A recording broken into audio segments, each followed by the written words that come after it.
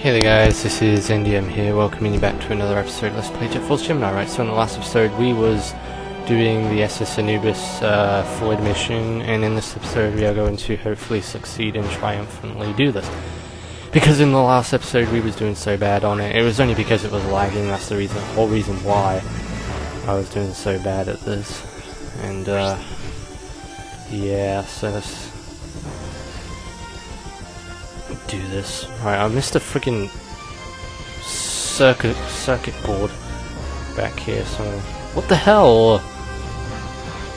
Ah, screw that. I messed that up. Let's give that another try.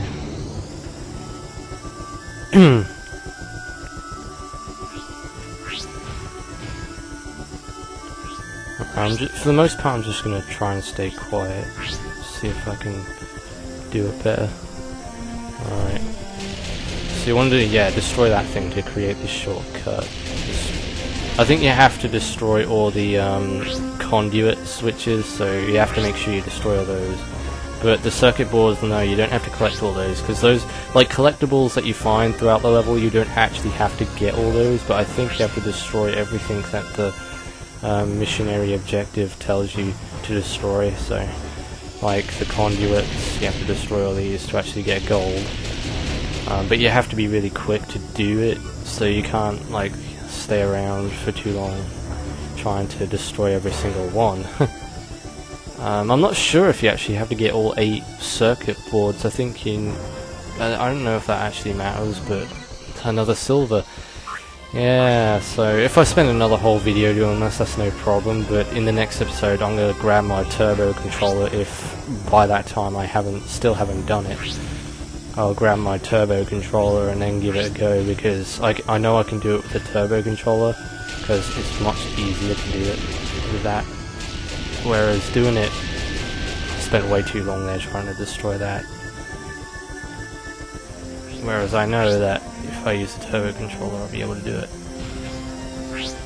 Because then you don't have to stop and, you know, press A or no Z, keep tapping Z all the time. Whereas if you have the turbo controller turned on, hang on a second. I crossed all this crap off, and then applications just have to come up at the wrong friggin' time. I know I haven't got gold on this one, because that thing just came up and ruined everything.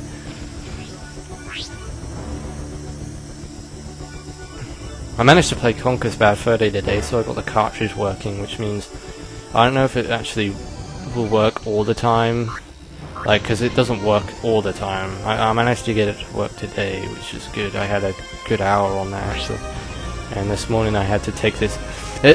Right, there's this really weird, disgusting thing I had to try this morning, and it was a paracetamol sachet thing. What you have to put, because I've got a really bad headache right now. I had to put this paracetamol that was in a glass of water, and it was in a sachet. And boy, did that friggin' water, whatever the hell it was, the paracetamol in the water, it tasted absolutely disgusting. It's probably the most disgusting medicinal thing I've ever tried. Like, I had to pull a face every single time I took a sip of that. It's disgusting.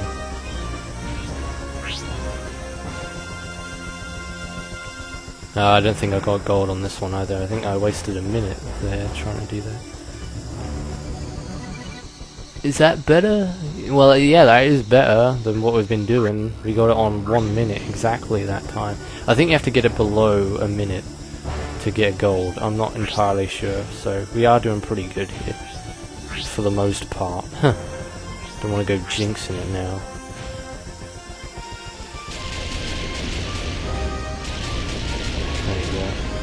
See, it doesn't take so long to destroy those things, but every second basically is accounted for in these missions. You can't go wasting seconds. So if I miss a circuit board, I'm not even going to bother going back for it. Because then that's just wasting time on its own. I think it's those 2 conduit switches that are actually giving me the most trouble. It's not the one at the beginning that gives me trouble, no. It's those two. because you have to aim in both directions, and you have to calibrate your aim to be perfect.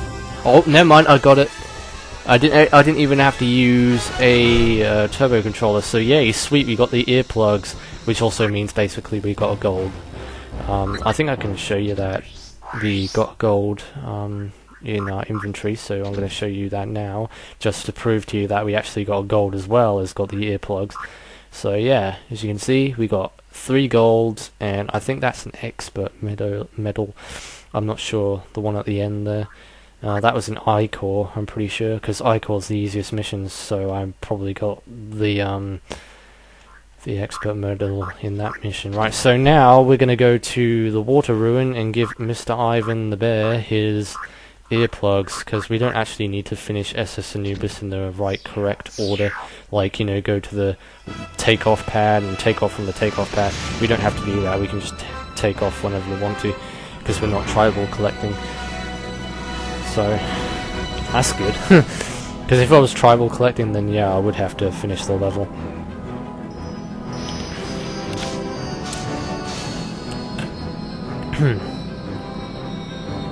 And then, I don't know what we're going to do. I think we might actually make a trip to Torfret, because I haven't got all the tribals in there, it seems. Like, I've looked at my tribal totals, and I don't... And there's like, you know, the first level in Torfret, I haven't got all the tribals in there, and you can only get all the tribals in there as Juno. So I might take a trip back there. I've also got to go back there as Vela, too, because there's a spaceship part she can get from there, and there's a few bonus things she can get from there, like a bonus totem I'm pretty sure she can unlock in Torfret, in one of those caves, underwater caves. Alright, so let's go give him his earplugs. Good thing is, though, that we don't have to go tribal hunting here either. So there you go. Here you are, Mr. Ivan the Bear, here is your earplugs. So, wait, is it the bottom one? No, it's not the bottom one, it's the top one. And there you go, he should be happy dappy. Happy dappy. And yeah, we got ourselves a spaceship part that's floating inside me. I possess the spaceship part, and it's becoming a part of me because it is floating inside of me. Right, so let's take a look at our totals here, and I'll show you which spaceship part we got.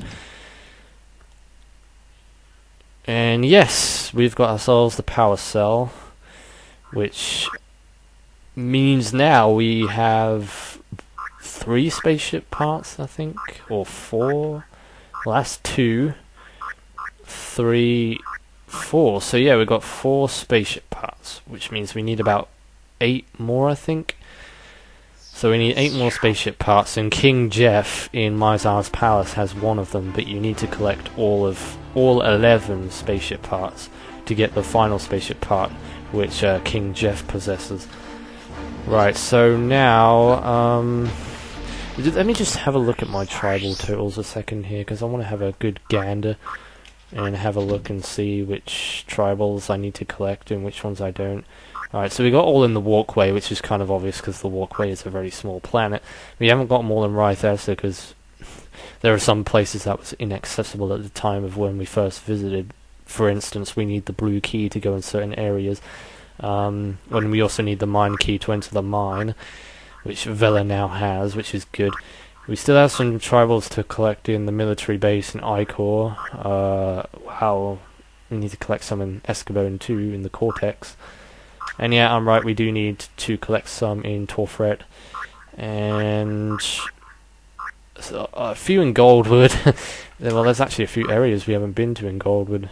The Rim we've been to, there's 1 missing from the Rim, which we need to go back to as Lupus, obviously, because only Lupus can access that area. And Vela can only access the Lodge. So, at this point, I really don't know where to go, actually. Well, we don't have that much time left for the video anyway, and there is something I actually want to collect from the Spawnship as Juno. So, and it's a very short, it's not going to take me that long to get anyway, so I might as well go ahead and do this now. I don't actually have to go through the whole interior of the spaceship. I can take shortcuts, because I know some shortcuts I can take, which will make this a hell of a lot more quicker for me to do. So I'm going to do that right now. I'm hoping that this cartridge saves today, so then I don't have to redo that freaking Floyd mission. Because now all that's left is Goldwood's Floyd mission, which is also very tricky to do. But I don't, like I say, I don't think it's as hard as the SS Anubis one. But surprisingly, in my opinion, I think Goldwood is actually one of the hardest planets in the game. And that's like the first planet you start off on. Besides Gem Quarry, but Gem Quarry really isn't that much of a planet. I'd say it's a moon, actually, because it's orbiting Goldwood. Alright, so we're gonna go up here. Now, our destination inside the Spawnship is in the lava room, and this is where we're gonna be getting Juno's shocker. Because yes, apparently you get the shocker inside the Spawnship, which I thought you got the shocker inside the rim, where where Lupus gets his shocker, but apparently that's not the case. Because I did some research online, because I got sick and tired of looking for it, and I just looked it up online and found, well, I looked up on GameFAQs.com and looked at one of the GameFAQs on there, GameFAQ walkthroughs, and I found that the information given was that the shocker is inside the Spawnship, and you need to go into the lava room right here, and apparently this huge, you remember at the beginning of the LP that I said this huge container right here serves no purpose at all, like this weird structure right here in the middle of the room. Well, not technically in the middle of the room, but still it's taking up quite a lot of space anyway. But yeah, you gotta go in here. And this is where the shocker is, which, to my surprise, I didn't know. There's also a capacity in here that I can't get because I don't have a certain weapon. But there is another capacity in here that I can get. So I better remember to come back to this room to get that, because only Juno can obviously come in here. And as you can see, it's transparent, so I can't get it because I don't have the right weapon. Right, so I guess we could take off on the takeoff pad. Might as well. The takeoff pad isn't too far away from here, and then I'll have to end off the video.